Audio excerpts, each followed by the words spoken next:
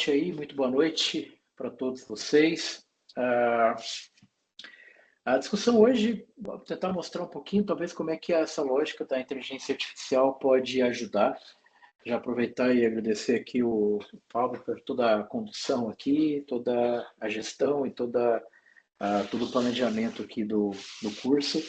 Ah, Cada vez mais que eu tenho conversado, né, com o pessoal da área de editoria, com universidades, até comentei com o Pablo, o pessoal já está citando o trabalho, né, Pablo? Acho que é bacana verificar aqui de alguma forma, já está gerando uma discussão. E acho que vocês devem concordar comigo. Eu acho que a grande discussão de ciência aberta, de alguma forma, é uma criação de cultura. E espero que o curso aqui, que o Pablo estruturou, seja talvez o primeiro caminho para que vocês sejam formadores também de uma cultura de ciência aberta. Tem vários movimentos no Brasil, eu tive a oportunidade de conhecer o pessoal chamada Rede de Reprodutibilidade, por exemplo, um pessoal bem bacana que trabalha muito com a área de ciências médicas, ciência da saúde, né, trabalha com essa perspectiva. Então, hoje está tendo realmente uma grande preocupação.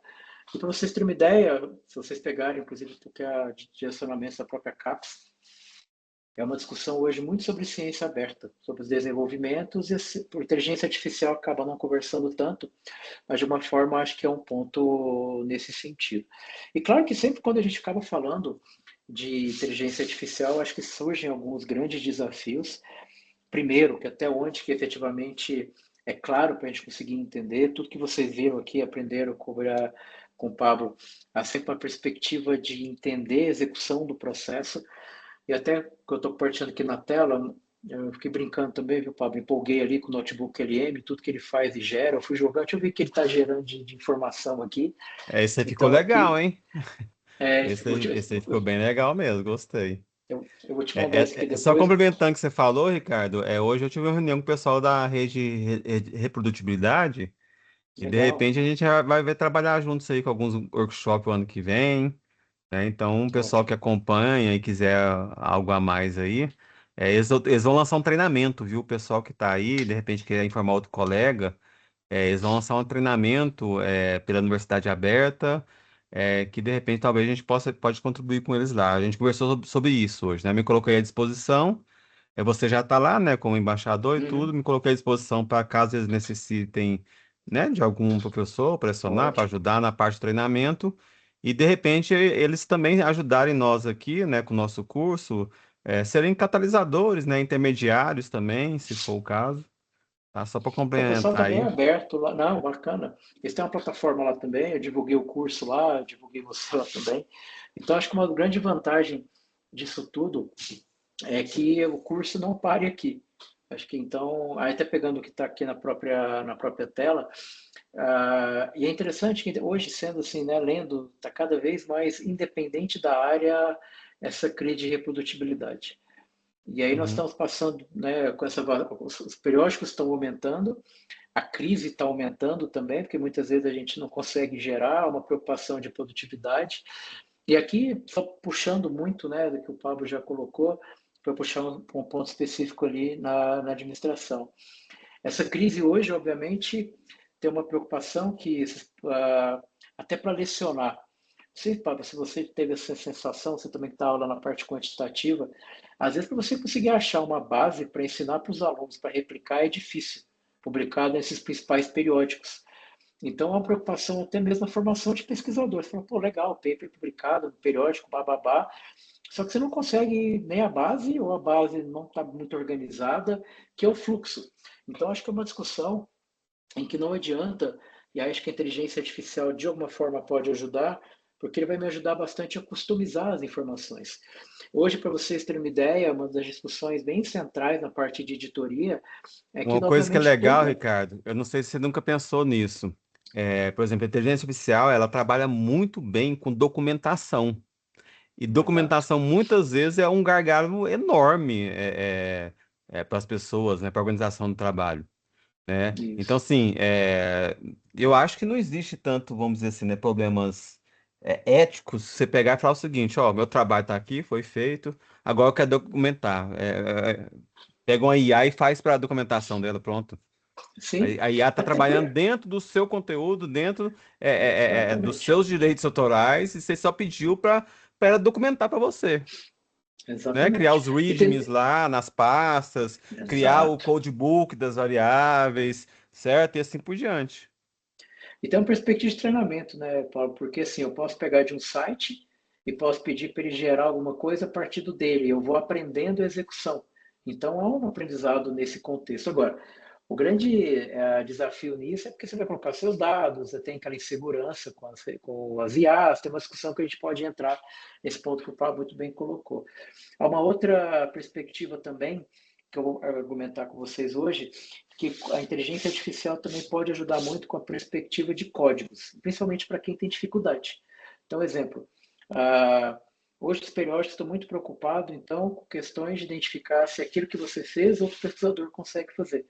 Nossa, mas eu não entendo absolutamente nada de código, como é que eu vou operacionalizar?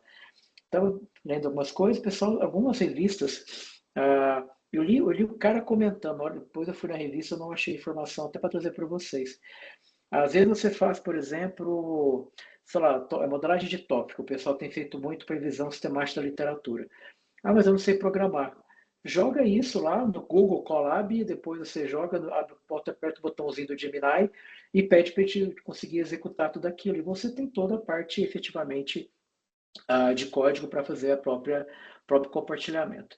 Outra perspectiva também, que aí está muito ligada, né, até o primeiro artigo lá do ato, que isso, se efetivamente não for uma criação de cultura, a gente vai ter dificuldade de gerar a próxima geração com ciência aberta. Então, se vocês hoje que estão, tanto com professores e alunos, não cutucarem aí os colegas também, a gente vai continuar meio que nesse loop, sendo, infelizmente, ciência aberta uma característica. E é claro que tudo nisso é uma perspectiva, sim, de conhecimentos técnicos, que aí eu acho que a inteligência artificial ajuda, por quê? Se vocês pegarem, eu não consegui, eu não parei ainda, mas estava para acontecer hoje o lançamento do ChatGPT modelo 5.2. E aí dá-lhe a briga de novo. Quem é o melhor, quem vai substituir o ser humano, aquela briga lá que para mim é uma briga que não vai chegar a lugar nenhum. Mas a grande discussão nesse contexto é que a gente pode usar exemplos. Se vocês entrarem no chat GPT, clicar no mais, ali no campo de busca, você tem um modo de aprendizado de estudo. Se você vai no Gemini e você apertar no mais, também tem um modo. Então, a perspectiva talvez é que as próprias plataformas necessariamente sejam talvez os principais caminhos para a gente trabalhar com o próprio aprendizado.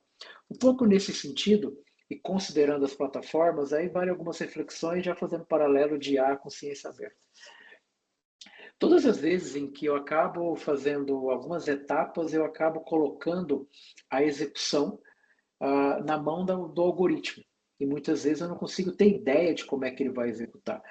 Tanto que se vocês voltarem no Plano Brasileiro de Inteligência Artificial, um dos argumentos é que o uso de inteligência artificial, obviamente desenvolvimento, deveria ser em código aberto. Tanto que existem, salvo engano, dois modelos da própria OpenAI que são abertos. E aí uma discussão nesse sentido em geral, o que muita gente acaba fazendo é, por exemplo, um fichamento. Bacana. Se eu faço o fichamento, ele está pegando uma lógica de linguagem de processamento natural, todas aquelas palavras ele consegue categorizar. Mas em que momento que eu posso ter certeza que aquilo efetivamente foi lido da maneira correta? Ao mesmo tempo, como é que eu vou ter uma certa garantia em que ele conseguiu de fato classificar as minhas referências da maneira correta? Fazendo um paralelo rápido aqui com o ambiente estatístico, grande parte hoje das revistas estão muito preocupadas que você faça teste pós-hoc. Rodou e vai lá e verifica se aquilo realmente aconteceu. Ou que você tente, de alguma forma, evitar os erros tipo 1 e tipo 2 ali também, que acaba acontecendo na própria estatística. Por esse lado, que eu te mostrar para vocês naquela outra aula, nessa perspectiva nós temos cada vez mais plataformas que são amigáveis. Esse é o ponto. Por quê? Até então, talvez, até brinquei hoje dizendo que nós esquecemos de cantar parabéns para o aniversariante no dia 30, né? Porque o ChatGPT comemorou 3 anos com a gente. E se você parar para pensar o que aconteceu em 3 anos, de alguma forma deixou tudo muito mais acessível. Só que vamos olhar aqui no contexto. As principais plataformas de inteligência artificial no ambiente de pesquisa científica, eles são basicamente point and click. Eu aperto e ele executa. Eu não tenho muita confiabilidade da execução. E claro que isso pode sim acabar se tornando aí um grande dilema. Por que que eu digo isso? Em geral, até então, e aí de alguma forma o ChatGPT faz com que isso seja mais acessível, eu não me preocupava tanto com a parte técnica, tudo isso de alguma forma era muito mais entregue ali em diante. Só que eu preciso validar. E há hoje duas plataformas, se vocês quiserem ficar por dentro das novidades de desenvolvimento com os algoritmos de IA aqui no contexto de pesquisa, tá? O Discord, hoje, Discord é uma plataforma muito boa, os desenvolvedores colocam muito como está sendo feita, isso é uma perspectiva até de transparência importante, ou seja, dizer que eu usei o SciSpace para fazer alguma coisa. Tá, aí o revisor, por exemplo, pode te cutucar e falar, tá, mas como é que ela executou? Como é que ele foi operacionalizado? Então, entender.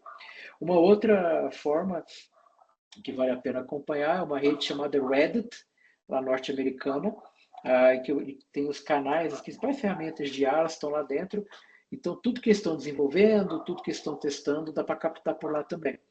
Então, ali também é mais uma perspectiva de avaliação. Então, aqui, para a gente levantar a primeira atenção, tomar cuidado que quanto mais efetivamente eu estou usando plataformas point and click, mais eu estou terceirizando. Isso para não dizer plataformas em que elas são analíticas, por sua essência. Exemplo, uma plataforma chamada de Julius, é uma plataforma que trabalha com análise de dados por meio de prompt.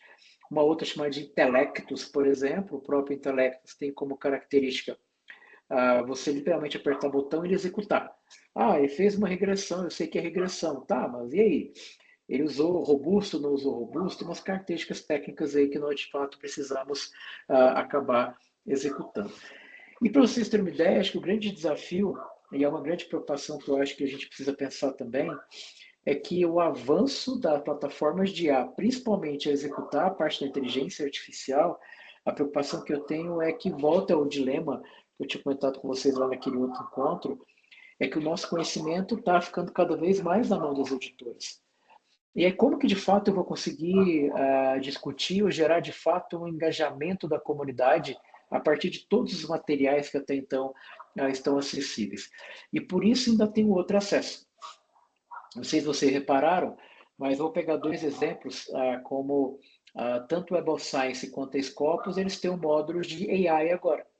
Basicamente, eles aprenderam com toda a literatura, aprenderam com todos os artigos, e claro que eles viraram meio que plataformas, vou dizer, ferramentas isoladas para você conseguir mapear o seu trabalho.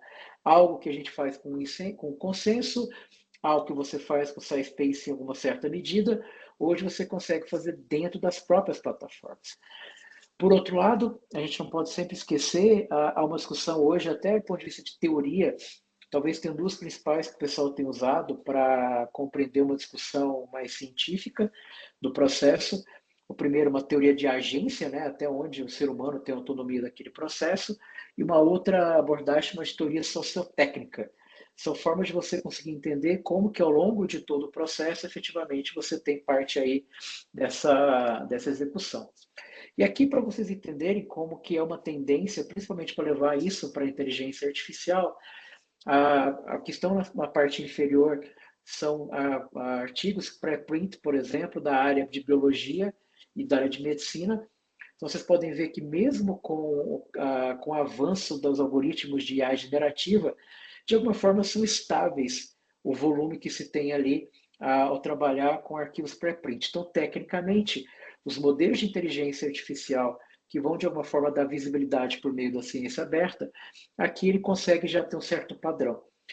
Diferente, por exemplo, como está ali na parte superior, na cor azul, que a área de física, matemática e computação, ele está no crescimento literalmente exponencial, levando essa discussão ali para dentro. Por quê? Grande parte hoje, as revistas têm uma dificuldade em conseguir levantar. Alguns argumentos hoje que o pessoal coloca, que eu tento acompanhar, é uma preocupação que você publicar o teu trabalho, que seja estado da arte, por exemplo, depois você morre com esse trabalho, porque as editoras não deixam ser compartilhadas. Há exemplos, né, da plataforma ResearchGate, por exemplo, em que as editoras estão proibindo de se colocar. Há discussões que eu já encontrei, tem um site chamado Retraction Watch, por exemplo, em que algumas editoras começaram a ir atrás dos autores quando eles colocam no próprio site institucional, para vocês terem uma ideia. Então, eu crio lá dentro do UFG uma página e coloco meu artigo, a editora está descobrindo, fala, pode tirar que você tem uma cartinha aqui de direitos autorais. E isso está ligado à transparência do processo, parte dos documentos. E, ao mesmo tempo, fazendo esse levantamento, a partir da reflexão, eu falei, olha, e aí, como é que está hoje essa questão de faturamento e o volume da ciência que de fato é produzida? Porque um dos pilares que está lá na ciência aberta, obviamente, é a acessibilidade da informação, a acessibilidade ao conhecimento. Então, vocês olharem o gráfico contínuo, a linha contínua, vai perceber que nós temos cada vez mais o faturamento das editoras e, ao mesmo tempo, cada vez mais nós estamos publicando. Só que o grande desafio da ciência aberta, além, ao longo da transparência, é outra reflexão. O bom que a gente tem artigo aberto é porque, de fato, eu consigo acompanhar de maneira mais clara a qualidade daquele processo. E o resultado disso? Como é que foi feita, de fato, aquela própria validação? Eu confesso a vocês, quando eu acabei montando isso aqui com os dados que eu fui coletando, eu fiquei meio assustado. Eu não achei que os editores tinham tanto dinheiro assim para fazer a organização. Eu fico pensando que momento que todo esse faturamento vai voltar para a ciência. Provavelmente nunca, mas o que é um pouco do caminho. E aí, para vocês entenderem aonde que a ciência aberta vai ter um problemão com os modelos de IA. As 5 principais editoras científicas, Wiley, Taylor Francis, blá, eles estão controlando 50% da produção científica no mundo. E aí, enquanto nós aqui, enquanto pesquisadores, nós não quebrarmos esse ciclo vicioso, a gente tem um problema. Eu não sei se vocês viram na semana passada, nessa semana ficou mais firme. Você deve ter recebido esse e-mail também, Pablo. O governo aumentou agora o contrato com as editoras para pagar as taxas de APC, né, para os autores. Aquilo, para mim, é uma falta de sentido, porque eles pagam as editoras para a gente ter acesso. Agora eles vão pagar o autor para publicar na revista para deixar em ciência aberta. Aumentou o faturamento deles, dobrou o faturamento. Sendo que, na verdade, o movimento que me parece faria mais sentido, até para desenvolvimento da ciência aberta, mas os modelos de IA, é que não publiquem em revistas que estejam fechadas. A discussão é essa, mas a gente está cada vez mais incentivando o que eu tenho que publicar, porque os principais periódicos, na perspectiva de pesquisa científica, estão atrelados para lá. Mas e aí, como é que eu faço? Eu estou pagando cada vez mais e esse recurso, por exemplo, podia estar, de alguma forma, muito mais acessível, até onde for possível, nessa aproximação da criação da cultura. E aí, para vocês terem uma ideia, eu sempre faço essa brincadeira, a receita editora científica aumenta, editor não ganha nada, revisor não ganha nada, e os editores também não estão ganhando nada no processo. De alguma forma, isso acaba tendo outro grande efeito. Inteligência artificial nesse ambiente virou um baita de um negócio. Vocês devem ter visto hoje, as plataformas já estão cobrando em dólar, e eles perceberam que a assinatura não é um aspecto bacana, porque na assinatura a pessoa tem consumos de pico, e você demanda mais recurso computacional. Uma mudança que já começou do SciSpace, começou do Elicit, está vindo para as outras agora, você vai pagar por crédito. E ao pagar por crédito, quanto mais arquivo você processar, mais recurso computacional, de alguma forma ele consegue balizar aí parte desse processo. Um pouco desse argumento, que acho que fica mais fácil, como é que talvez eu acho que a IA generativa pode ampliar essa discussão da ciência aberta? Primeiro que se a gente pega os pilares, né, do FAIR para trabalhar com ciência aberta, talvez a primeira argumentação seria o prompt, que acaba sendo, obviamente, o ponto de entrada. E aí é interessante entender, até uma perspectiva de IA e educação. Os educadores têm, a pessoa da pedagogia tem recomendado que, por exemplo, em sala de aula, nós tenhamos uma característica, por exemplo, que, ok, posso pedir para os alunos fazerem um trabalho, está tudo certo com IA, só que eu quero que ele compartilhe o prompt, para entender como é que ele chegou naquele resultado. Isso é a mesma perspectiva que eu acho que nós podemos usar de IA generativa sobre ciência aberta. Usa, só que eu quero que você tire cópia, eu quero que você me mostre qual foi o algoritmo, a data vai ser importante, porque tem uma estrutura, e obviamente depois a expectativa é que você consiga entender o caminho. Replicar é difícil, por quê? Por mais que eu tenha o mesmo prompt que você, se eu entro em momentos diferentes, a base está sendo treinada. O conhecimento da inteligência artificial também ela é dinâmica. Ela está recebendo novas cargas de informação.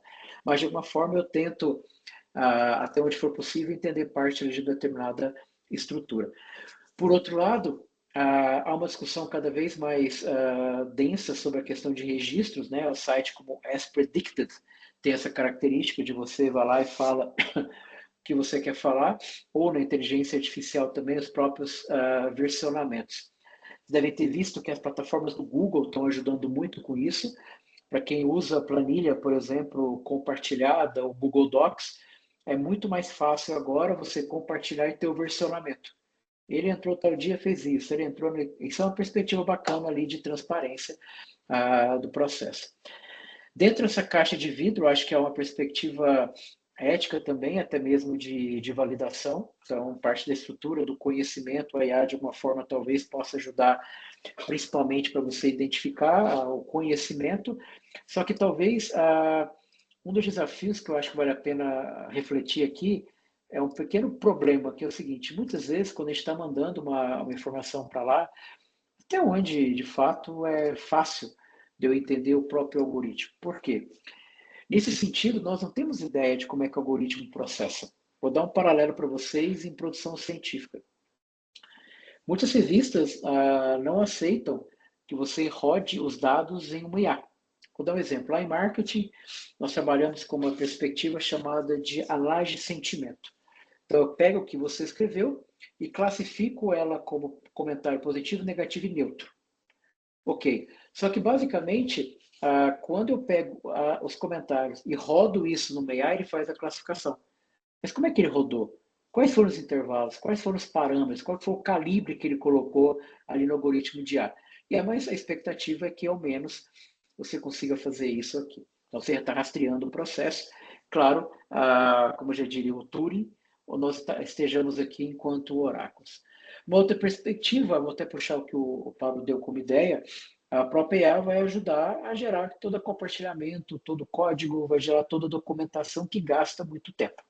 O argumento que nós podemos refletir depois, se necessário, é tá, mas eu vou colocar minha base, eu vou colocar os meus dados, e aí? A IA, eu posso confiar nela? Ela não vai pegar os meus dados e trabalhar? Um dos caminhos que eu tenho visto até as próprias IAs, eu acho que tem um pouco nesse sentido, de alguma forma, é conseguir mostrar que as próprias editoras vão se fechar cada vez mais.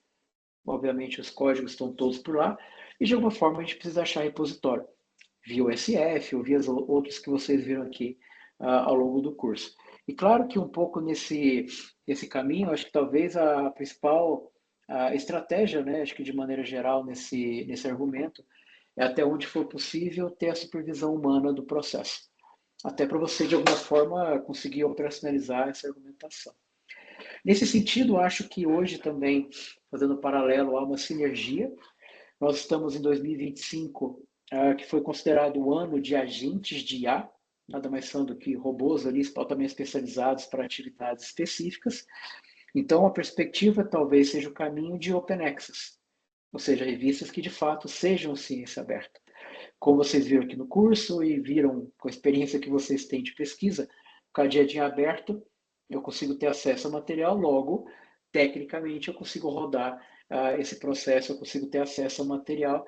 Hoje, no Brasil, praticamente todas as revistas têm esse cunho, então, obviamente, ele facilita muito a própria argumentação.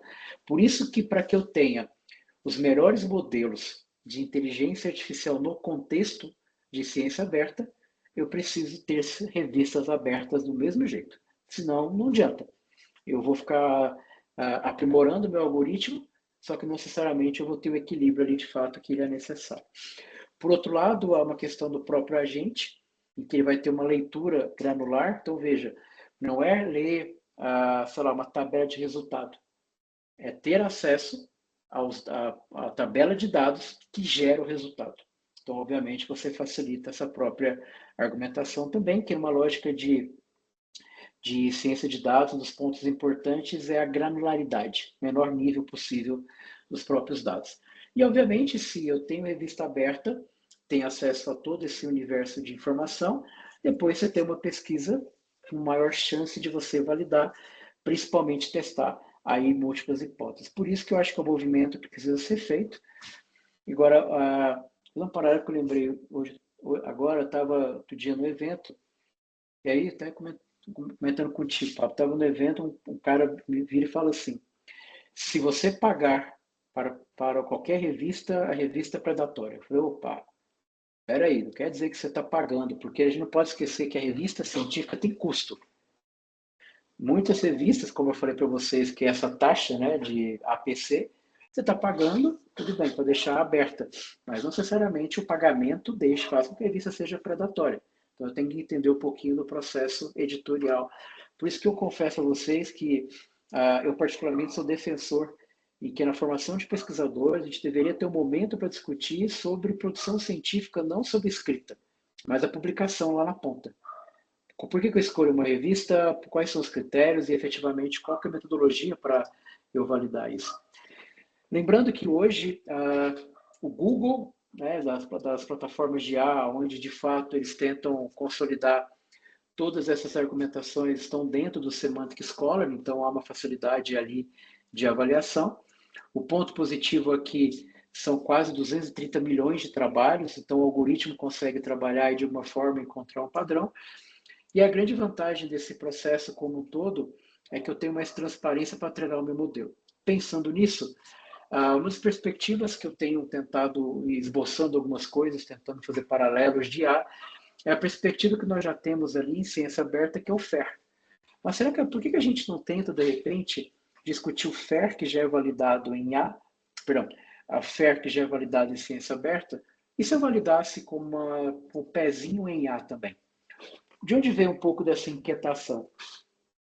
Se nós pegarmos protocolos, né, Prisma, por exemplo, dentre outros, bacana, mas aí fica assim, tá, e que momento que eu posso usar IA?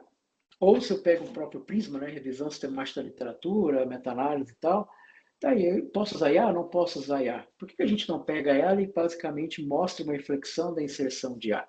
Então, se eu pego o F ali, por exemplo, na ciência aberta está ligado aos metadados, a IA poderia enriquecer os metadados, porque ele pode buscar na internet mais informações. Ele tem facilidade como Deep Research, em que ele vai na internet e consegue encontrar informação com muito mais velocidade. A grande vantagem é como é que eu vou ter acesso ao output da IA. Porque muitas vezes as IAs entregam o resultado, mas não o processo. Esse processo pode ser encontrado numa perspectiva de prompt, quando você trabalha com um prompt chamado de cadeia de pensamento, chain of thought. Isso é uma forma, uma estratégia. Se eu vou no ar de acessibilidade, repositório aberto, as licenças também, e a integração de IA entra para outro desafio. Modelo aberto versus proprietários. Hoje, os principais modelos que nós usamos enquanto clientes, nós usamos ChatGPT, Gemini, Claude, blá, blá, blá, tudo isso é pago. E aí, como é que eu faço modelo aberto? E aí, uma das reflexões que eu sempre faço é assim, tudo bem, ChatGPT tem modelo aberto, DeepSeek é aberto, mas qual que é o conhecimento que as pessoas têm para efetivamente conseguir rodar uma IA na máquina? Que é uma perspectiva de ter modelo aberto. E o que eu faço com isso agora? Nesse ponto, como questão-chave, quem tem acesso às ferramentas de IA na ciência? A questão da interoperabilidade também, padrão de dados, vocabulário controlado. A integração com a IA poderia pegar APIs abertas, a Semantic Scholar, que eu mostrei para vocês, ela tem uma API para você conectar a base direto. Os tokens são bem baratinhos, eles estavam com tempo até gratuito para fazer isso, porque você pode formatar esse prompt e compartilhar na rede. Então, obviamente, isso se torna também controlado em relação à parte ali do processo. A questão é como é que eu vou garantir reprodutibilidade com diferentes IAs, considerando que cada IA é um algoritmo e cada IA tem um treinamento também. Nessa questão do uso ali também, né, da reutilização, uma documentação, a IA tem um log de uso, logo você pode fazer versionamento de prompt. Então, etapa 1, etapa 2, etapa 3. O grande desafio é que dificilmente você consegue ficar reutilizando o prompt. Uma preocupação que eu comento muito com os alunos, por exemplo, mas eu estou fazendo a minha pesquisa e vou colocar aqui que eu usei prompt para o ChatGPT versão 5.1. Legal. Hoje saiu a 5.2, eu nunca mais chego no mesmo resultado que você. Eu tenho que estudar outro prompt, estudar outra teoria, porque obviamente estou colocando isso dentro da mão de uma de um ambiente, né, que tecnicamente eu não tenho ali tanta experiência para acabar executando. Então, aqui é uma das primeiras propostas para a gente tentar refletir um pouquinho sobre a estrutura que nós já temos ciência aberta, de repente tentando colocar um pezinho em ar, como é que a ciência aberta, de fato, ela pode ser beneficiada aí nesse caminho. Nesse ponto, acho que essa seria uma outra abordagem também, que seria uma dimensão que o próprio FAIR poderia pegar, que seria o T, de transparência. Então, exigir que ao longo de todas as etapas que previamente elas já são conhecidas, eu tivesse uma como declaração de A. Pode isso, não pode aquilo. Pode ir até aqui, não posso ir até ali também. Agora cabe uma reflexão. Não quer dizer que você fez uma declaração de A e está tudo certo. Porque a declaração de A, eu sempre brinco dizendo que há boatos que tem gente que mente. Se as pessoas mentem, ele vai dizer, olha, eu fiz isso até aqui, eu não deixei A criar, não. Espera aí. Então, de fato, eu tenho que ser transparente nesse ponto. Uma outra perspectiva é conseguir identificar até onde é possível ter essa questão da explicação dos modelos, ali de alguma forma, sem conhecer um pouco do próprio algoritmo, e depois até onde, de fato, é possível para você auditar esse processo, que também está muito ligado à própria cultura ali de inteligência artificial. E amarrado um pouquinho nesse sentido, uma perspectiva que a gente poderia pensar até para tangibilizar essa argumentação, pensando no nível que você teria enquanto usuário da cultura, por assim dizer, de ciência aberta, pensando em básico, intermediário e avançado. Para o básico, seu trabalho está em ciência aberta e na integração de IA você vai declarar, usei para documentação, usei para código, qual das etapas que de fato você usou, e você consegue criar política mínima até para fazer efetivamente o controle. Posso até aqui ou de repente eu não posso até ali. Há uma perspectiva mais intermediária, quando você tem dados e código, e aí você tem com IA os versionamentos ou até mesmo os prompts aí tecnicamente documentados. Por outro lado, em ação concreta, você tem pesquisadores que estão treinando com a experiência de outros usuários que, obviamente, trabalharam com a própria plataforma de IA. O outro contexto também, no avançado, você tem o pré-registro e o peer review, né, aberto, e na integração com a IA você tem modelo aberto e pipeline reproduzível. Aperta, abre, você consegue entender etapa, só que aí você tem que ter uma infraestrutura para isso. Tá? Então tem que ter computador e organização para tudo também.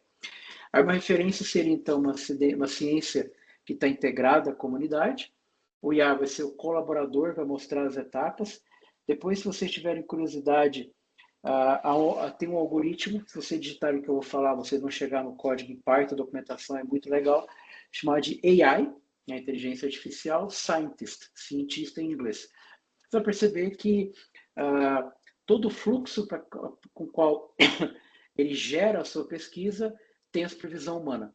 Então, efetivamente, a IA entra como colaborador na sua pesquisa e, claro, que depois você tem quem está fazendo e quem está, de fato, avaliando a pesquisa também de maneira muito mais integrada, até certo ponto, na própria interação. Tá?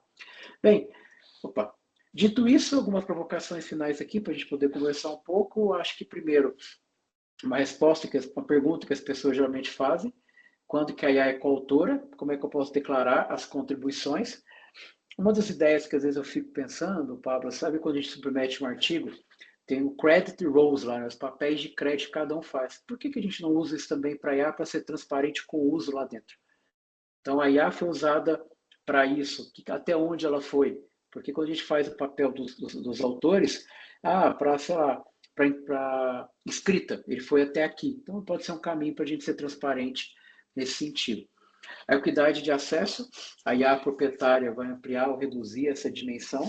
E aí lembrando que talvez parte do processo que se tem uma discussão, quando eu acabo usando uma IA que é gratuita, na verdade eu estou ajudando a treinar o modelo dela, para que os usuários depois usem um modelo um pouquinho mais validado. A questão de reprodutibilidade, esses modelos estão mudando, então como é que eu vou garantir replicação? Então, vocês vão lembrar que na primeira aula eu comentei com vocês um ponto que eu sempre discuto, que mais importante que a IA é a ciência. E, tecnicamente, essa ciência pode trocar o algoritmo, mas obviamente o modelo, de fato, a contribuição está muito mais clara. Há um problema hoje de viés algorítmico, e eu não sei se vocês acompanharam, mas ontem e hoje está pipocando no LinkedIn para tudo quanto que é lado. Vocês já devem ter visto, tem aquele negócio chamado de hidden prompt, prompts escondidos. Aí os caras começaram a pegar um monte de revista famosa. Exemplo, eu escrevo o meu paper, e lá no finalzinho eu pego a parte que está em branca e coloco bagunças ali, coloco alguma coisa que está fora do meu trabalho. Ou seja, visualmente, para o olho humano, o texto está só até aqui porque está na cor preta. Na parte de baixo eu coloco alguma coisa que foge do texto e coloco em branco. Submeto o meu trabalho. Muitos pesquisadores hoje começaram a fazer, ao parecer, usando a IA. E não lê o resultado. Então, na hora que ele vai rodar para fazer o parecer, o resultado fica doidão. Porque ele tem uma parte que ele entende que é real, mas ele bagunça depois por causa desse ponto escondido.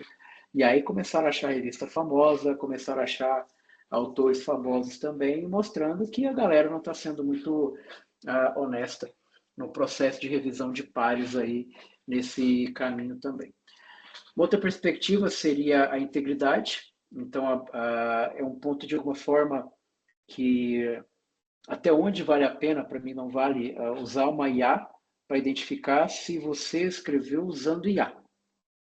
Mas um ponto que saiu recentemente, estamos chegando, de acordo com a reportagem que eu li, muito próximo da máquina não ter mais informação humana para treinar. Porque ela está criando tanto que já nós estamos criando muita coisa mais da nossa cabeça. Então isso pode começar a acontecer, e já está acontecendo, de efeito falso positivo, positivo falso. Então, tecnicamente, alguma coisa que não deveria acontece, alguma coisa que não acontece não deveria, e aí você tem um aspecto de software de identificação de IA hoje é praticamente nulo, de fato, o efeito que você acaba tendo. Algumas sugestões: documentar o uso de IA na seção de método. Em geral, é muito mais para você falar como você usou, em que momento que você usou, versionar os prompts e outputs, muito do que se faz hoje com base de dados e códigos de maneira geral, as perspectivas de análise, e obviamente sempre que possível, aí vai depender muito do orçamento também, ferramentas que são abertas aí efetivamente quando elas são viáveis.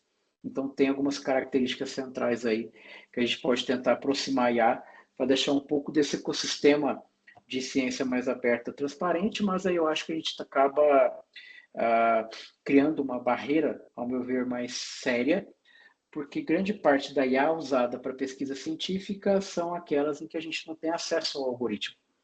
E aí você mata, talvez, um dos pilares ali de inteligência artificial. Ok? Bem, parar por aqui, ouvir um pouquinho vocês, a gente poder conversar um pouquinho também.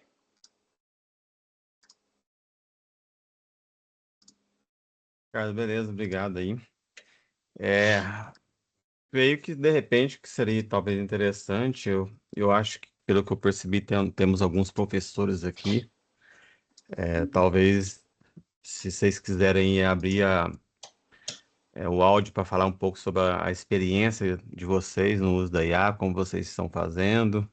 Eu, na sequência, eu posso falar Boa. aqui também um pouco, o Ricardo também pode falar um pouco, como que ele tem utilizado, seja enquanto pesquisador, escritor, seja como, né, as outras frentes que nós atuamos, ensino, revisor de artigo, por exemplo, né?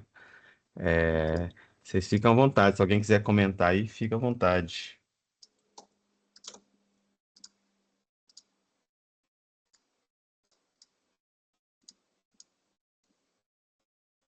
Professor, eu queria só levantar uma questão que o professor Ricardo levantou aqui sobre autoria e atribuição.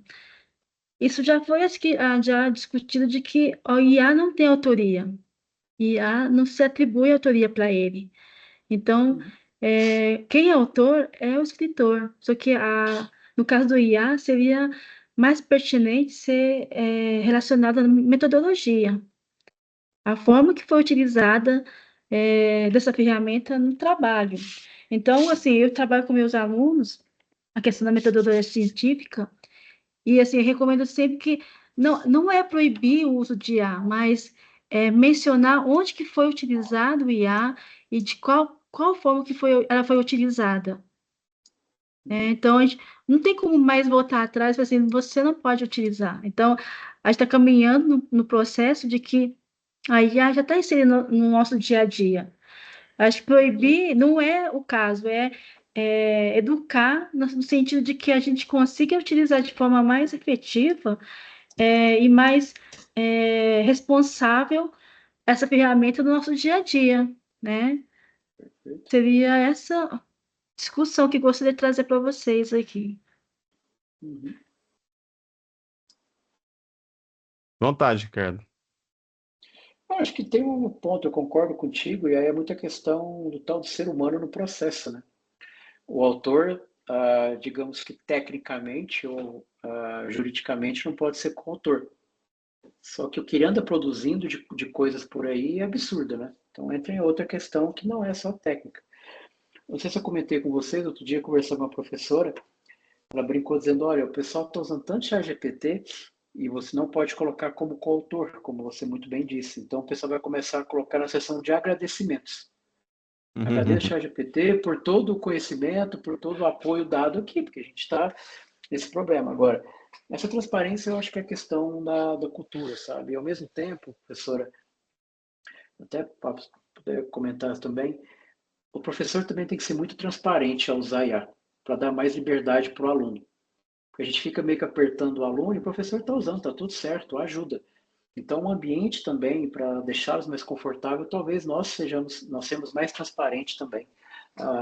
Que nós usamos, faz parte do nosso planejamento hoje.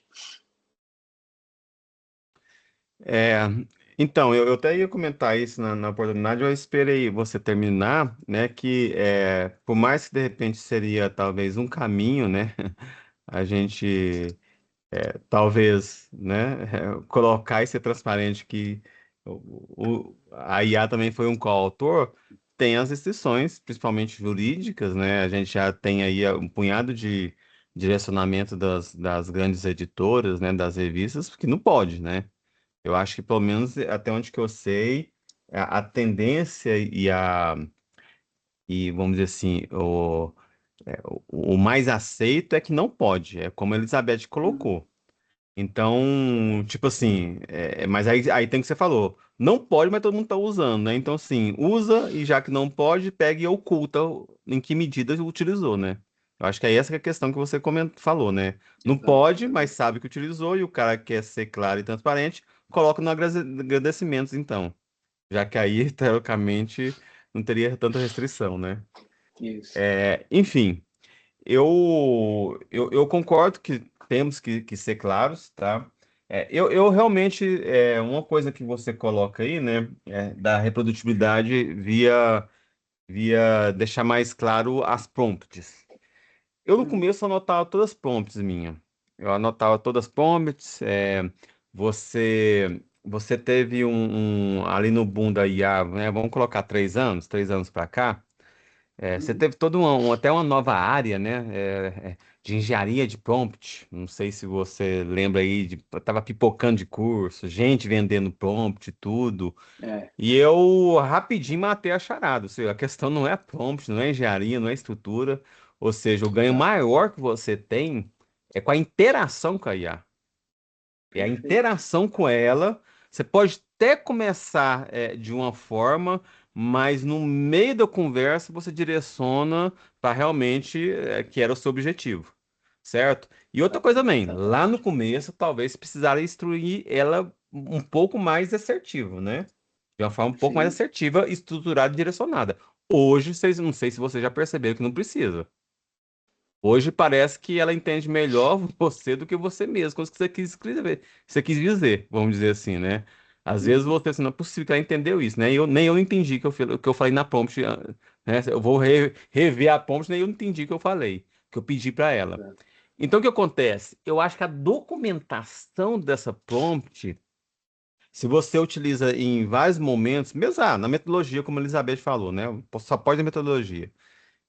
Mesmo que você use só na metodologia, eu acho que talvez as prompts gerais, as iniciais, mas se você trabalhar como eu, por exemplo, que é via interação, isso vai ficando mais complicado ainda.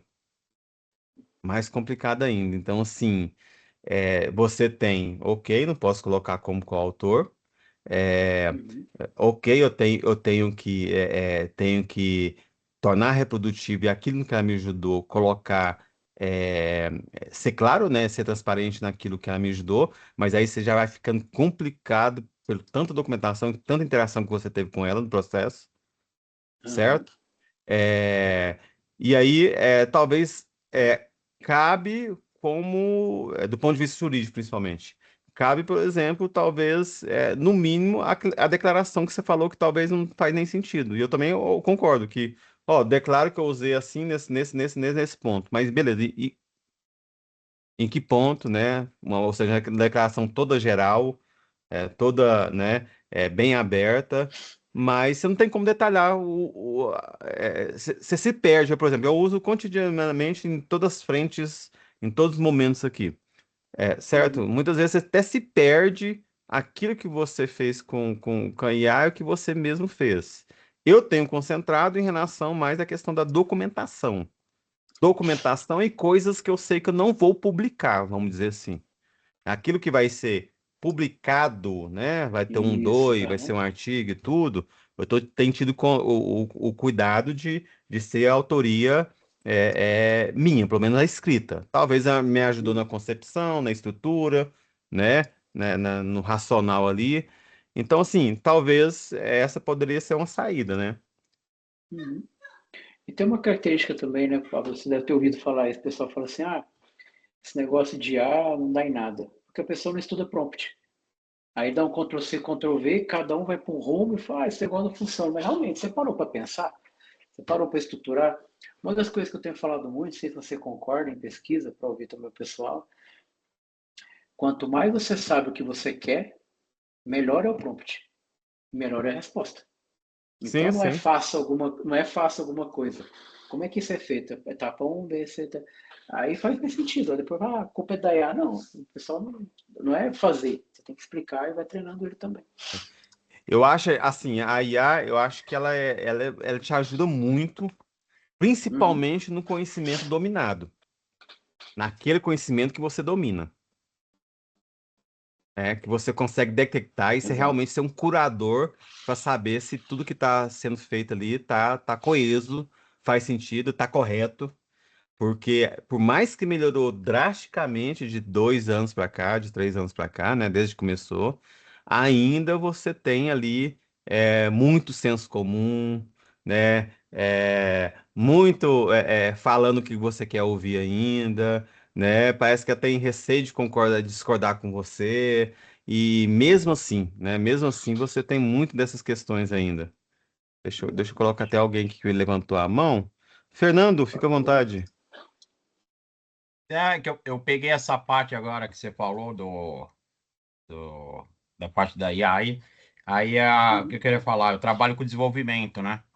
Então eu trabalho para algumas empresas agora que eles estão fazendo um esquema que é conferir resultado de prompt, né? Então, por exemplo, como eu trabalho com linguagem C, Java, C++, essas coisas todas, eu pego essa parte dessas linguagens, mas tem gente de tudo quanto é coisa, SQL, JavaScript, Java, lá o que for. Aí o que acontece? Essa empresa ela joga um prompt para a gente e joga o resultado da IA deles.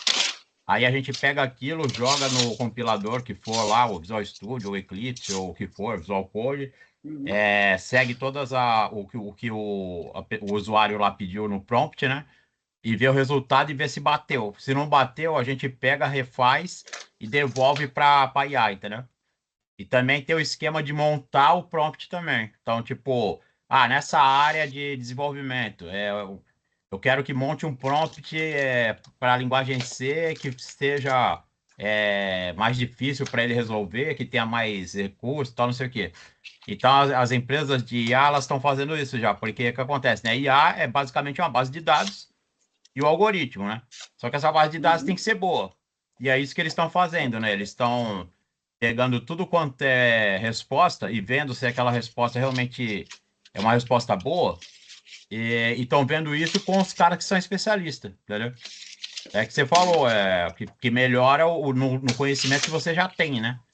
E até porque eles mesmos estão fazendo isso, né? As próprias empresas de IA, eles fazem isso. Eles pegam a resposta, mandam para um especialista, o especialista vê se realmente está gerando a resposta correta, e aí devolve para a IA para reabastecer a própria base deles, entendeu? Aí eu só queria Legal. complementar com isso para dizer que eles já estão fazendo isso na própria empresa que gera o resultado, né? LLM. Algoritmo. Uhum, Excelente. legal. Ana Paula, obrigado, Fernando, pela participação. Então, eu estava pensando no que vocês estavam falando, e se, por exemplo, a gente pegasse toda a conversa que você tem com a IA, né? Porque tem um link que é da página, né? E aí, ou baixar um PDF e você anexar no ASF, não poderia ser uma solução também? Eu já pensei Para você. nisso, Ana Paula, eu já pensei. Eu já pensei, inclusive, né, em termos de recomendações, o que a gente poderia falar, mas eu acho que cai na mesma questão anterior, né? Se é coautor, não é coautor, se basta, não basta a declaração de statement, ou seja, declaração de uso, basta ou não basta provar no que ela ajudou. Porque você concorda comigo que se de repente a IA ajudou muito e ficou muito claro na conversa com ela que ela ajudou muito e fez muita parte do trabalho, o cara não vai publicar isso, não vai apresentar isso? Uhum. Entendeu? Então, assim, rastrear isso aí, enfim, eu confesso que eu não sei como que a gente vai fazer isso. Eu tenho minhas dúvidas, não sei para que sentido que a gente vai tomar em termos de IA barra reprodutibilidade, certo? Porque a gente sabe que cada interação é em interação, cada modelo é um modelo diferente, pode saber resultado diferente. Você sabe que mesmo que o prompt tenha um objetivo único, outro prompt que tenha aquele mesmo objetivo não vai sair a mesma resposta, certo? E assim como, né, o Ricardo falou, você sabe que saiu 5.1, saiu 5.2, você já não tem acesso mais ao 5.1, tá? Então, assim, eu realmente não sei, talvez que a gente vai, talvez, pelo menos preliminarmente, eu né, não sei, não- não tem bola de cristal aqui, fazer como a gente faz no serviço público, né? A gente tem a palavra de boa fé no primeiro momento. Não tem como, porque você acha que a pessoa vai publicar sendo que uma interação com a IA que deixa claro ali que a IA fez praticamente tudo. Uhum. Vão engavetar tudo. O engavetado Exatamente. não vai mostrar essa interação. Não vai mostrar Verdade. essa interação, não tem como. Verdade. Assim E como também ele pode ter o trabalho feito quase todo IA, mas ele pega e fala o seguinte: não, ó, só me ajudou na metodologia aqui, ó. Veja aqui as interações que eu fiz. Foi só isso aqui. E cabe isso não só pelo uso da IA também, né? Ou seja, cabe isso hoje dentro da ciência aberta, sem IA. Sem IA. Se o cara quiser ocultar algumas coisas, ele consegue ocultar, por mais faça uso dessas tecnologias todas que nós estamos apresentando aqui. Por mais. Uma coisa tão simples é você. Tô aqui, né, usando Git, rastreando tudo, mas faço tudo por fora aqui, faço. Tento, o que der, você só coloca o caminho que mostra que você não tentou tanto assim. Podia ter sofrido mais. Pode falar, né? eu tenho uma outra dúvida. Eu queria saber se vocês usam IA para tradução. E como é que vocês fazem, né? Porque também eu acho que é meio complicado, né? A gente Deixa eu só comentar aqui uma tela, eu acho que vai servir para todo mundo. Tem a ver com o que a Elizabeth comentou no começo aqui e talvez o que vocês. Que aí depois eu posso até puxar o gancho também pelo que você acabou de falar aí, Ana Paula. Vocês estão vendo minha tela? Estamos. Então, Elizabeth e demais aí, por exemplo, né? Se você for num curso que eu montei aqui eu já até coloquei isso lá no nosso site, falando, né? Ó, quer montar um curso igual esse? Então eu coloco, né? Como o Ricardo comentou, ó, eu estou falando que estou usando IA aqui no meu curso, certo? Então, na metodologia eu pego e falo, ó, esse curso aqui adota o uso de IA, né, para isso aqui, para isso aqui, no caso aqui eu tô falando que eu uso, né? Os elementos interativos desse site, né, foram todos feitos com a ajuda do IA, os resumos em áudio, né, apoio à redação em conteúdos, e assim por diante. Coloco uma declaração aqui, né, baseado no trabalho aí do Ricardo, inclusive também, né, diretrizes para uso ético de IA, certo? Né? Então, sim, a gente tenta usar de uma forma um pouco ética, principalmente para documentação acessórias, né? Documentações acessórias, aquilo que eu costumo falar que eu não faria nunca se não tivesse A. Vocês acham que de repente eu ia perder, né? Vou colocar aqui, por exemplo, pegar aqui, tá, aqui fica legal. Vocês acham que eu, com tanta coisa para fazer, se eu tivesse IA, eu faria, por exemplo, um simulador desse aqui, né? Vem aqui, para os meus alunos. Eu ia perder, entendeu? Eu ia gastar 1 mês para fazer um simulador desse aqui, para os meus alunos, né, entender ali o processo ali, né, do modelo de Bauman, né, que eles brincam ali com os negócios e as coisas vão acontecendo. Eu não faria. Então, como tem IA, eu faço, certo? Porque eu gasto ali umas meia hora para fazer isso aqui, tá? Então, assim, você deixa claro que o que eu estou fazendo aqui, eu estou simplesmente sendo mais produtivo, apresentando mais soluções, né, colocando mais opções de aprendizado. Aí a gente está falando do ponto de vista do aprendizado, né? Onde que eu uso o IA? Uso no ensino, fazer recursos, por exemplo, interativos, como vocês estão vendo, certo? Lá no final eu ponho um resumo em áudio, se a pessoa, né, teve preguiça de ler tudo aqui, tem um resumo em áudio. Aí, mais recentemente, nas 2, 3 últimas semanas, a gente ficou muito bom o Notebook LLM para resumo em vídeo. De repente, né, na próxima atualização da disciplina, eu vou colocar, além do resumo em áudio, né, tá aqui, ó, resumo em áudio. Eu vou colocar um resumo em vídeo também. Então, assim, eu tenho usado o ensino como ferramentas interativas, acessórias, é, me ajudado muitas vezes na codificação né, do quarto aqui, você vai otimizando o seu tempo, enfim. Falo que uso, como coloquei aqui, né? Eu deixo claro que eu uso também, E aí, por exemplo, esse trabalho aqui, ó, só para vocês terem uma ideia, eu tenho esse trabalho aqui que eu tenho as diretrizes do trabalho, estudo de caso, certo? Eu pego e coloco todo o controle aqui, ó. Vocês vão ter que fazer o trabalho, vai ter que preencher a planilha lá no meu Drive, o documento lá no meu Drive, né? Para eu ver o controle de versão, para eu ver vocês trabalhando, ter todo o histórico de versão, a rastreabilidade de todo mundo quem está fazendo o quê, em que momento, né? É óbvio que tem como burlar, você tem. Por exemplo, saberia burlar. Mas, sim, você vai colocando dificuldade e também deixo claro lá no final, ó, você pode usar a IA, né? Até porque não tem como eu falar, né? Até porque aquela velha história, né? Como eu uso, você pode usar também. Né? Então, sim, aí eu pego e coloco, ó, usa de forma responsável. Você usa para isso, para isso, para aquilo. Não use para isso, para isso, para isso. Certo? Então eu coloco aqui, né, exemplos de o que você pode usar, o que não pode usar. E algo que eu acho que é totalmente plausível de usar, Ana Paula, é tradução. Tradução, para mim, tipo assim, eu publiquei aqui por exemplo, um artigo aqui, vou colocar aqui, né? Publiquei aqui um artigo aqui deve estar aqui, nessa revista aqui, ó, uma revista inglesa, né, da Nature, enfim, um fator de impacto até interessante. Eu não gastei dinheiro, eu não gastei dinheiro com tradução.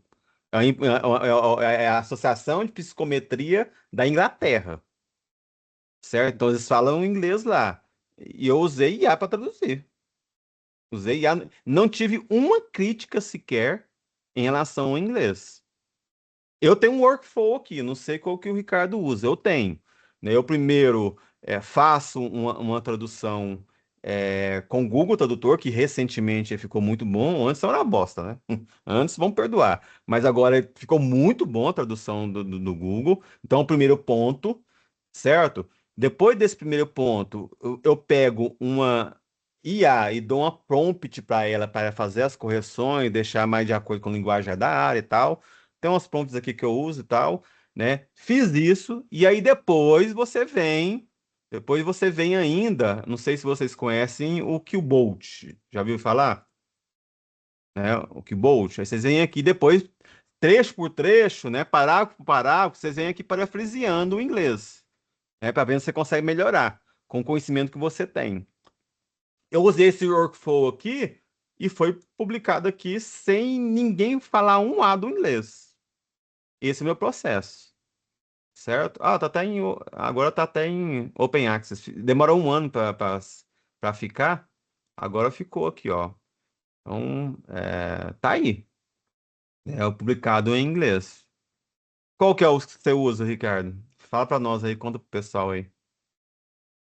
Cara, eu gosto muito do Paperpal, porque ele acaba sendo feito pela Editate, e acabo validando muito com o Grammarly. Tem hora que eu acho que eles ficam mais ou menos. Agora, a estratégia central é que você colocou. Nunca coloque o documento inteiro e saia traduzindo. Ele vai ficar um monstrengo. É fácil, mas você vai gastar tempo depois arrumando a conversa. Então, é trecho a trecho, aí separa, né, para ler a Isso. sessão, ajusta. Não, você gasta Para, aqui para traduzir um artigo seu ali de 15, 16 páginas, você gasta ali 2, 3 dias, você. gasta. Fácil. Porque aí você Fácil, vai, fácil. volta, isso tem que ajustar. Mas Mas aí, eu como não você gasto falou, mais dinheiro não com volta isso, né? erro. Minha penúltima publicação, eu paguei. Eu paguei. Do meu dinheiro, questões de, né, aquela burocracia com recurso e tal. Ah, R$ 1.500. Isso há 3, 4 anos atrás. Não faz sentido nenhum pagar. Teve uma publicação que a gente recebeu resposta agora, de periódico brasileiro, queria que a gente traduzisse e não aceitava a gente traduzir. A gente tinha que pagar alguém e dar o cara que traduziu dar o certificado juramentado. Eu peguei e mandei para PQP. Não, não quero não. Eu não vou pagar, não vou gastar dinheiro. Pra que eu vou pagar sendo que a IA traduz melhor do que o cara? Não faz Exatamente. Valida. sentido.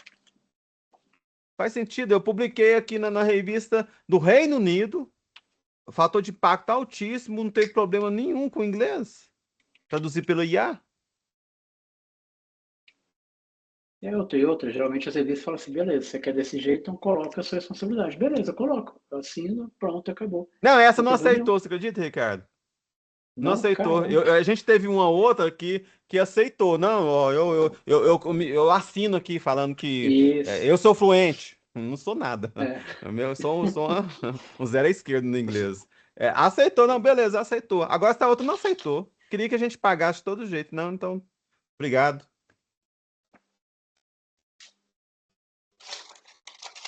É isso aí. Mais alguém Obrigada quer aí. contar alguma experiência?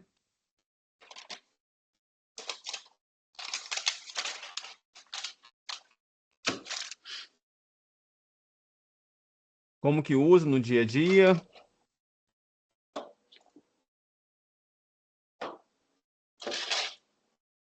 Eu uso bastante para código, viu? Acho bem para código.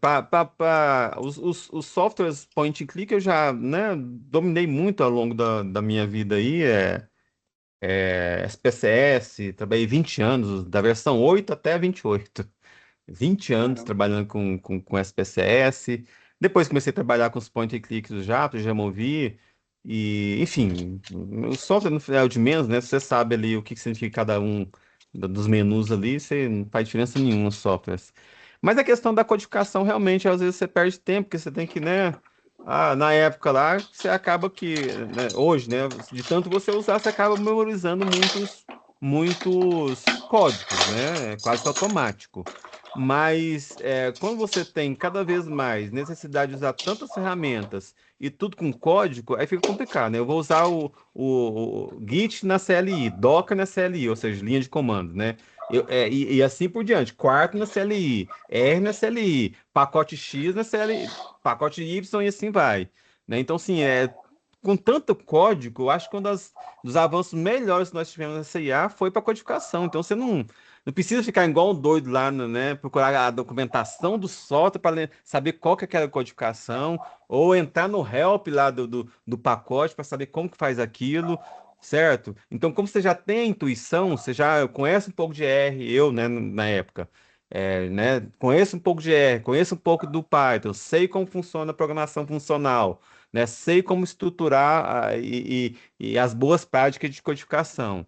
Então, aí sim, para isso, ficou muito interessante, muito bom. Trabalhou, ou seja, a produtividade sua aumentou drasticamente, pelo menos eu posso falar. Então, Uhum. enfim, eu tenho trabalhado muito com código, aí a gente fica perguntando, né, cadê aí? Eu vou colocar isso no artigo?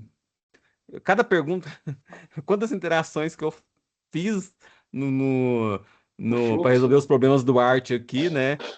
Com o IA e que jeito que a gente faz?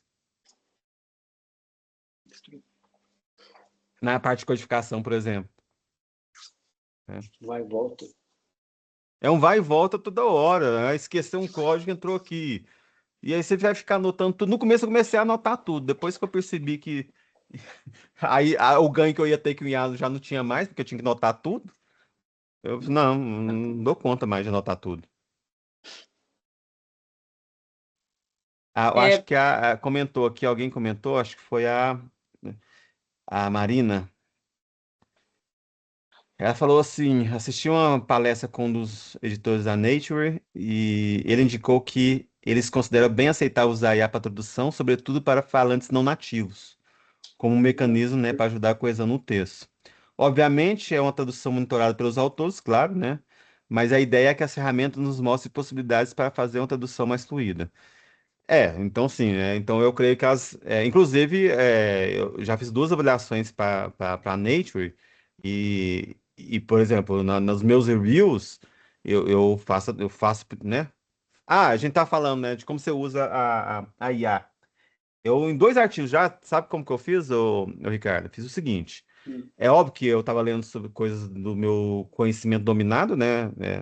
Se é feio, me acharam lá por causa do artigo, ó, o cara entende se é feio, avalia aí. Então, vai eu ler o artigo, e aí dentro da minha leitura eu percebi as questões, né? Fui percebendo, apontando, levantei os apontamentos que eu achava, li o artigo todo e tal. Aí depois, por exemplo, eu usei a IA para estruturar o meu raciocínio. Só, desse artigo, eu levantei os seguintes questionamentos: assim, assim, assim, assim, assim. Escreva para mim, ou seja, né, escreva para mim em inglês, tá, de uma forma coesa esses apontamentos. Aí vem eu revisando, tal. Então eu uso, por exemplo, para revisão, eu já fiz isso duas vezes, para revisão. Mas eu acho que aí o que você colocou, né, do questionamento aí de colocar os hidden codes aí, né, hidden prompt, é que as pessoas estão pegando um artigo, dando para IA para dar avaliação e passando a avaliação que ela dá, né, por completo, né? Exato. Por exemplo, as coisas que eu levantei dentro dessas avaliações, os pontos muito específicos. Eu creio que se eu colocasse para uma IA avaliar, ela não conseguiria pegar esses pontos. Inclusive, Exato. os pontos que né, depois eu conversei com ela. É, é, e aí, você acha que faz sentido isso que eu estou falando? Nossa, ela errou um punhado de coisa. Errou um punhado de coisa, né? Afirmou algumas coisas categóricas que eu estava certo e ela batendo na tecla que não, e que ele podia. Entendeu? Então, sim, não tem como você confiar uma avaliação é, de um artigo, né? Para um IA. Sem falar sem falar muitas vezes da característica benevolente que ela tem, né? Uhum. Ela tem. Eu não sei se você já fez teste, colocar um artigo por ele aqui, ele falar muito bem ainda dele. Sim. Qual o teu Nossa, juízo? Qual o teu critério? é. Isso aí, mais alguém, gente? Marina,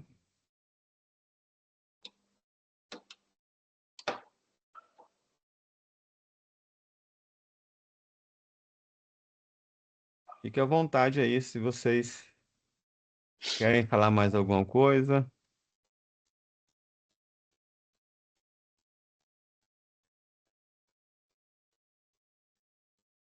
No mais, por mim aqui, eu acho que eu comentei o que eu, pelo menos lembrando aqui na cabeça, né? O que eu estou lembrando.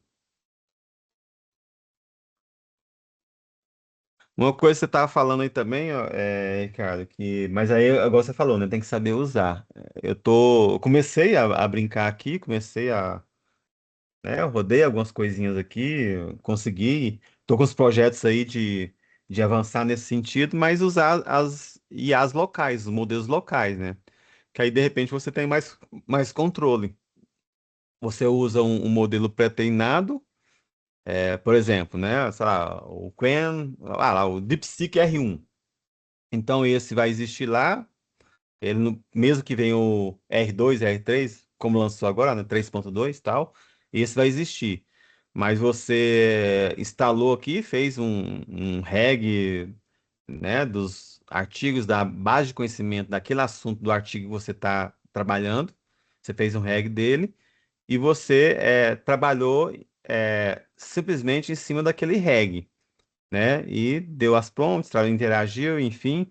E aí, isso, por exemplo, você consegue documentar, né? Você pode Uhum. falar, ó, peguei o modelo dessa forma, fiz o REG com essa base de literatura você pode documentar no Zotero, certo?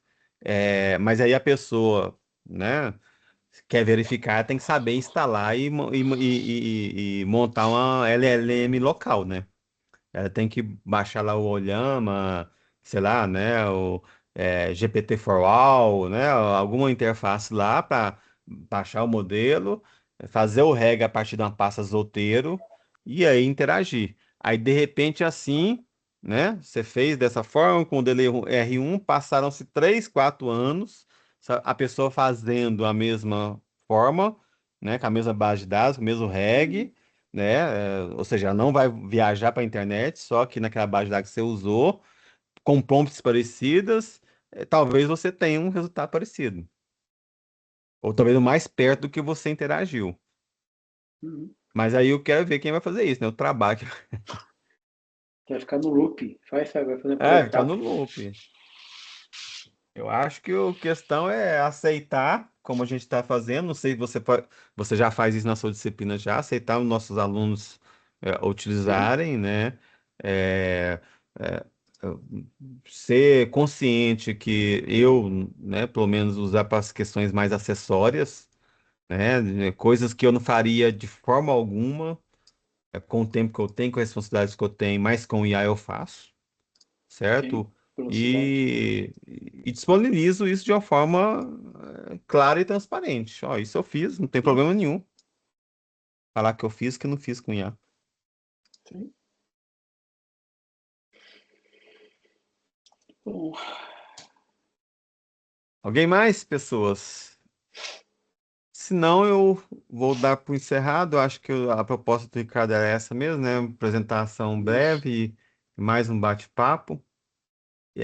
Até porque, né, Ricardo, não sei se o pessoal sabe aí do seu trabalho, conhece do seu trabalho, mas se alguém esperava, de repente, você tá usando, aplicando, né, mostrando uma ferramenta e tal, né, sei lá, Elicid, Consensus e tudo, você deve ter vídeos aí lá no seu canal, né, que o pessoal pode ver, né, você tá sempre aí quase toda semana apresentando fazendo uma palestra, apresentando, né, o É, SciSpace, você direto apresenta o pessoal lá também, isso. né? Com certeza No deve ter um canal, punhado de coisa gravada aí, né? no canal lá, se jogar meu nome, né, Ricardo Monge no YouTube, tem alguns vídeos. Isso. E tem os tutoriais também. E aí, dando tudo certo, liberando ano que vem. Esse ano foi meio caótico, gravar de novo, conseguir dar atualizada, porque elas mudaram pra caramba. Então, foi uma discussão aí nesse sentido também. E sempre, né, Pablo, reforçando tudo isso com ciência aberta. Né? Tentar falar de vamos amarrar como é que de alguma forma fecha aí. Claro que eu puder ajudar também vocês, eu fico à disposição. Beleza, beleza. Obrigado aí. Se o pessoal, então, assim, né, deixando o pessoal avisado aí, o site do Ricardo, né, o Instagram, tá lá na nossa página do curso, viu, pessoas? Você entrar Uhum. lá na página inicial, tem lá, né, o direcionamento para o meu site pessoal, para o site Isso. Psicoeconometria e o site lá do Ricardo também. Então, entram lá e lá vocês vão achar algum material lá, né, mostrando algumas ferramentas. E como eu falou, né, tem mudado tanto, né, que, enfim, a gente tem que estar atualizando sempre. Eu também fiz esse esforço, pelo menos preliminarmente, de algumas atualizações aqui. E já sei que, de repente, se a gente for projetar esse curso para o ano que vem e tudo, talvez vai ter que também ter uma atualização ou outra, sempre acompanhando, porque está mudando Exatamente. muito rápido mesmo, todas essas ferramentas aí. Muito bem, te Certo, parabenizar pessoal? também, viu, Pablo? Oi? Parabenizar aí te parabenizar pela gestão, aí pela proposta. Tenho certeza que já vão trazer bons frutos aí. Então, deixar você correr para a minha última aula aqui, ver se eu consigo terminar o ano aqui também. Pablo, obrigado aí pela parceria. Tenho certeza que vem coisas boas aí também. Pessoal, muito obrigado também pelo tempo de vocês. Vocês tiveram aí um excelente tempo com o Pablo e, obviamente, também que eu puder ajudar, eu fico à disposição de todos vocês. Que a gente tenha um bom 2026 aí com muito juízo ao lado da IA, que a gente coloca a IA no lugar dela aí também, tá bom? Beleza, Valeu, Pablo, a Ricardo, gente vai se falando obrigado. então, cara, abraço. Valeu, gente, Um tchau, tchau, abraço, boa até noite. mais. Um abraço aí para todos, gente. É um bom Natal para todos aí. Boas festas. E eu acho que o Fernando quer falar antes aí. É Vamos da lá, parte da Fernando. presença. Ah, é mesmo, né? A questão da presença de hoje, né, meu? Obrigado por você ter lembrado aí. É É que porque eu achei embalou embalou aqui o assunto e foi embora. Não, eu achei que o Ricardo ia fazer uma pausa e eu ia fazer, né, a, a nosso costumeiro intervalo de 10 minutos. E acabou que, nossa, eu nem lembrei, tá aqui preparado. Deixa eu compartilhar a tela aqui. Todo mundo consegue ver o chat?